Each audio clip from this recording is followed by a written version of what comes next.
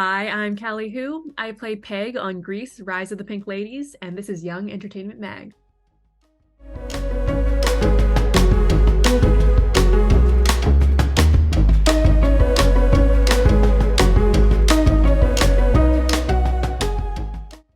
Are you sipping on some coffee?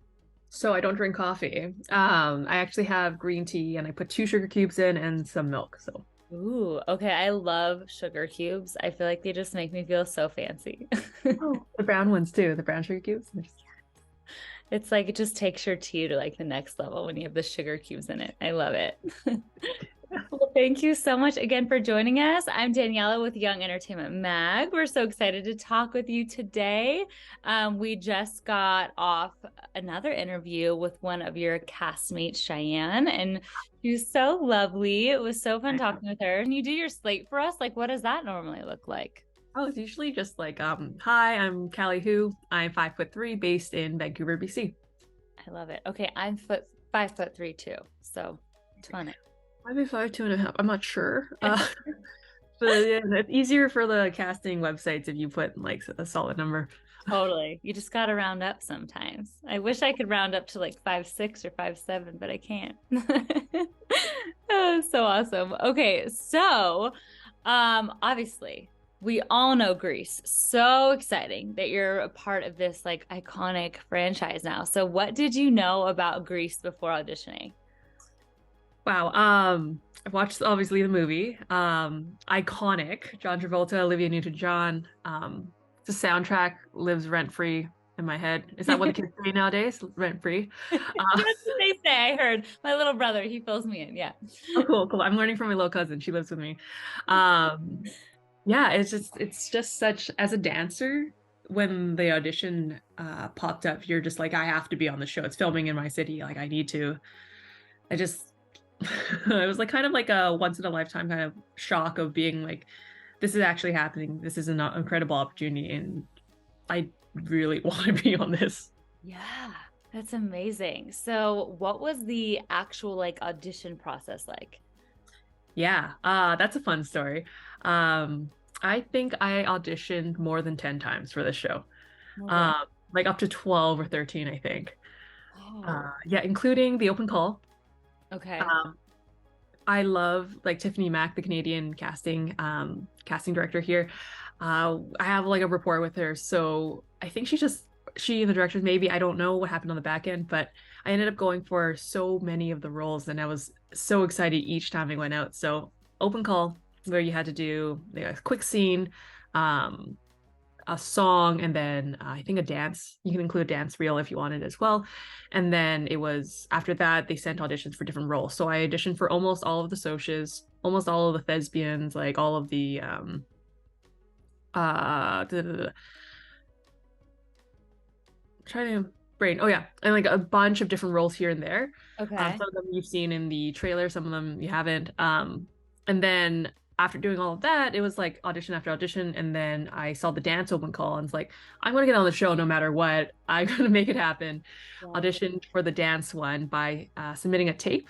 So you submit your materials, and they send you a video to learn from, and then learn that, submit that, and then you get called in for a callback. You go to the callback, and then after that, it was like Christmas Eve that I found out or got a message from my agent about booking Peg, which I actually didn't audition for, which was really crazy. What? Oh my gosh, that's insane. Okay, Merry Christmas, because that's amazing. What like cool timing, something so big to celebrate. Okay, that's so exciting. And then when you went to this, like when you first started the audition process, did you just go to the open call or like did you have an agent that got you that told you about the open call? Mhm. So my agent definitely let me know about the open call. Okay, cool. Obviously, it was also on social media. The dance community in Vancouver is quite small.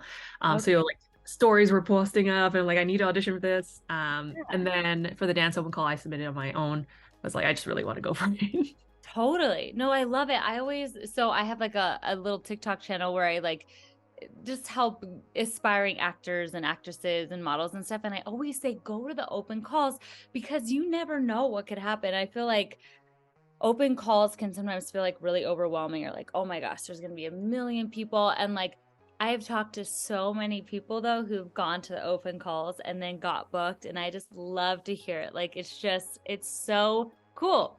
Cause like, you don't have to be represented to go to an open call, you know? So I love Exactly. that. That's Yeah. amazing. So, Um, oh, go ahead.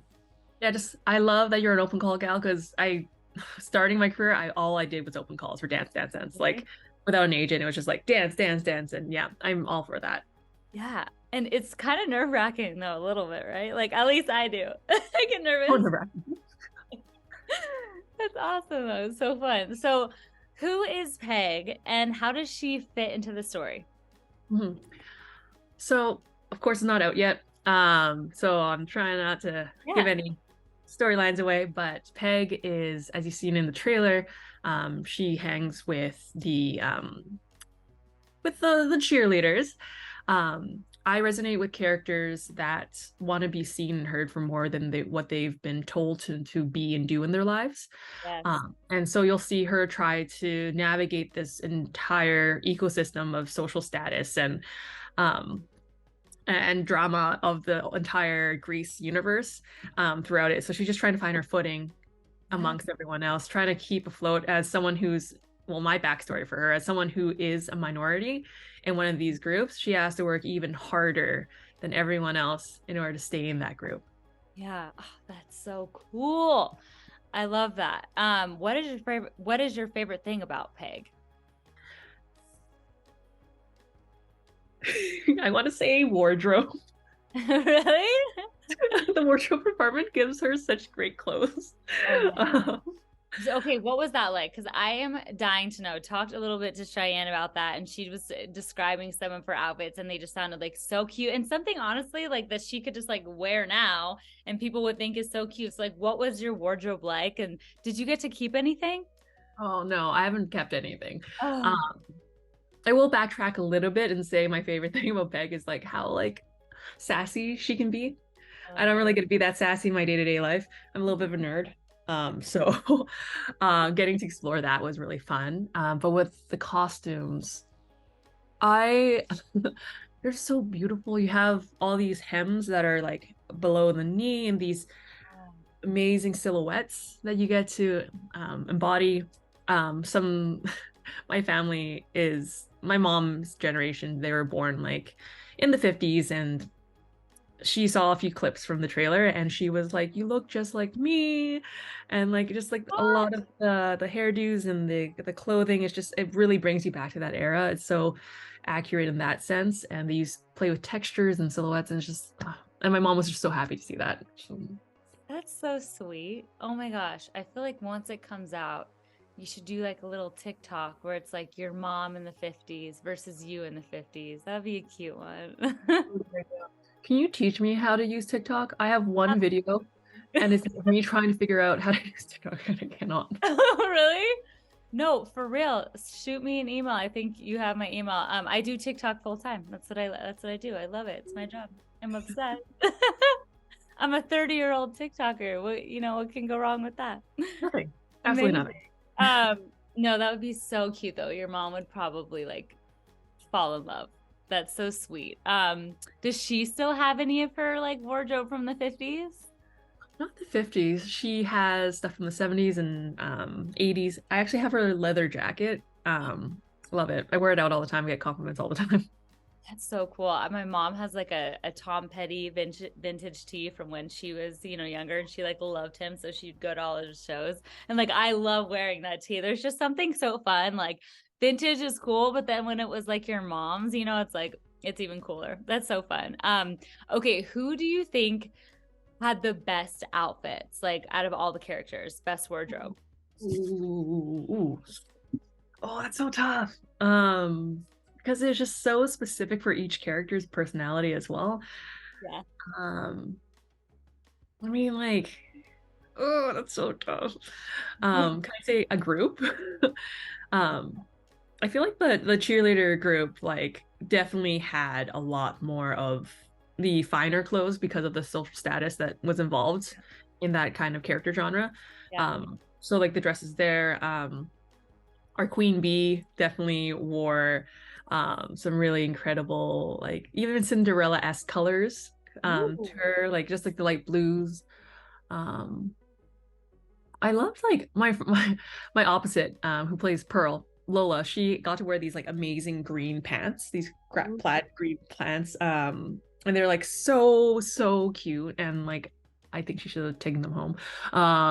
But yeah. I can't pick a certain person. Like everyone's wardrobe was absolutely fantastic. I can't wait to. Okay, so I asked Cheyenne the same question, but I forget who she said. But I'm gonna play your answers back to back, so I can be like, oh, did they say like did they give the same hints? That's so fun. So, what was it like filming in 1954? Like, did you have to do anything to like get yourself into the mindset of like a whole different era? That's a great question. Um, the show itself is done through a lens of the themes of like a modern day 2022, 2023. But getting into that, it's definitely the way you carry yourself within the group. Like our characters were particularly embodying the 1954 era of women being very feminine, Yeah, women having that stature and like keeping that poise a lot. So a lot yeah, of the time you'll always just have to make sure that you're very aware. I can't do what I usually do right now, like put my foot up or totally something. me. Yeah. Like slumped over. Yeah. Yeah, I can't do any of that. So you just have to be aware of your choices. Choosing definitely like if you're moving around in the background, not choosing moves that were of a different era. Um, Wow. Yeah, because we had a lot of time to dance or move around in the background, like so maybe there's a party scene or something like that, right? And so you're going to have to figure out like what is era appropriate throughout. That's so interesting. That makes so much sense, but it's like you never like I would never think of those little things like in the background moments and the movements. That's so cool. Did you have like a favorite thing of playing the energy of 1954 that you're like, "Oh, I'm going to bring that into 2023?" Oh, I love that question. I love that question. Um, Let me think about that one.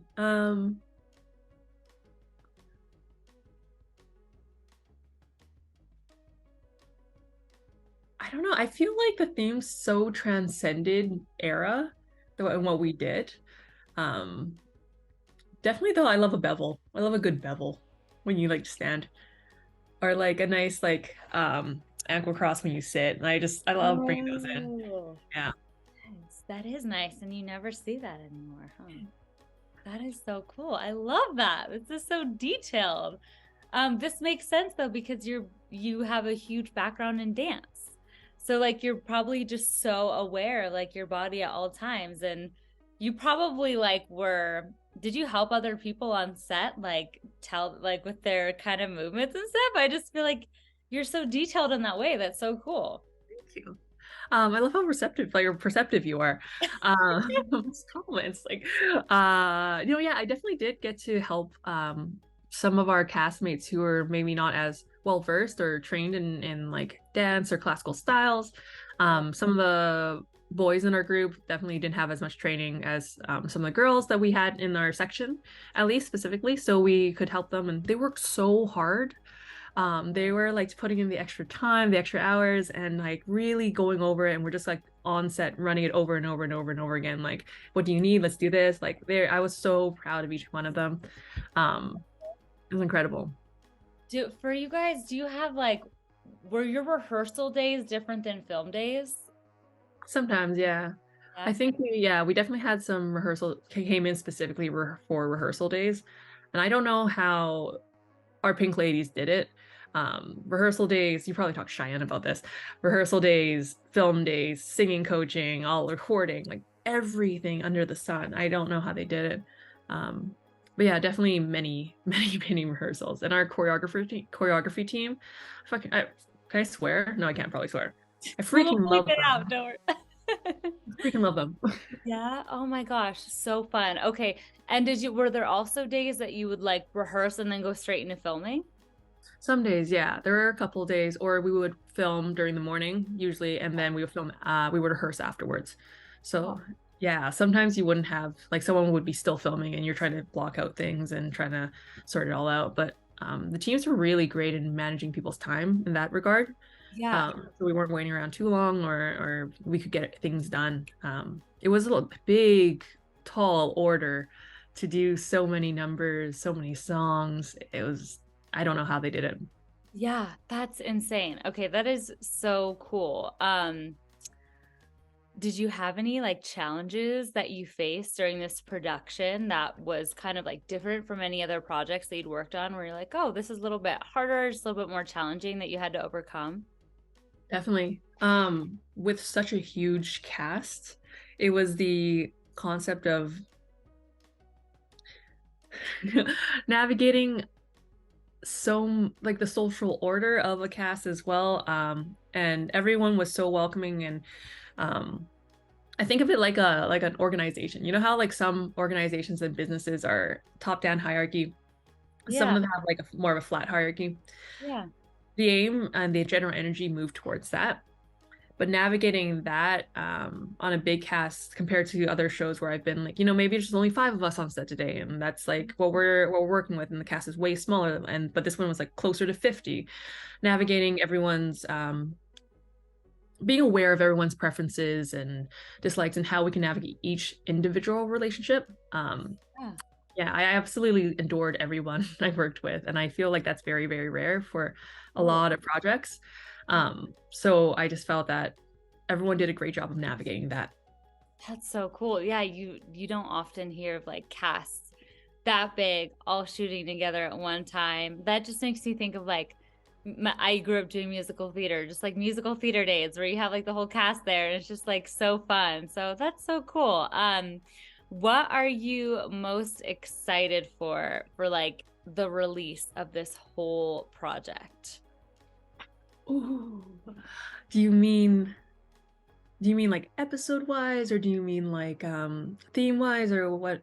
Just like what are you most excited for about this whole thing? Is it that this role and this like series is life changing for you? Is it that like your mom gets to see you, play the 1950s? Like what to you is most exciting about like being a part of this project?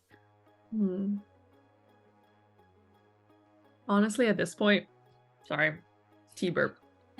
Uh, at this point, it's definitely just showing the world what an passionate and dedicated huge team made. Like I don't think it's like about anymore like when you first join you're like, oh my god, I'm gonna have the in this show. I think it's more about the sharing of the work and the sharing of the love. Like if it does well or poor, like it doesn't matter to me at this point. It's like, what is the world going to see, and what message does that send?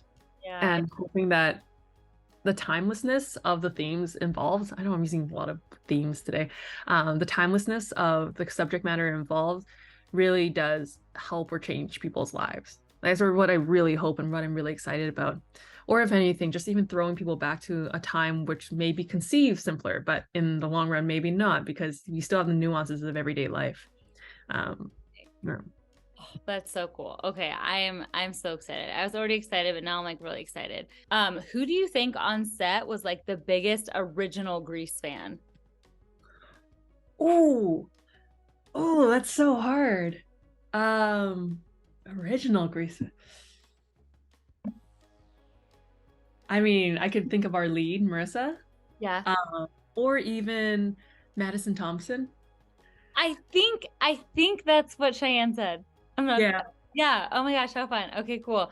yeah. And who was like the onset clown? Who was the person like always like laughing during takes or just brought the energy to the set and just made everything really fun? Oh my gosh. Yeah, Dylan Sloan. Oh my gosh, how fun. Okay, cool. Yeah.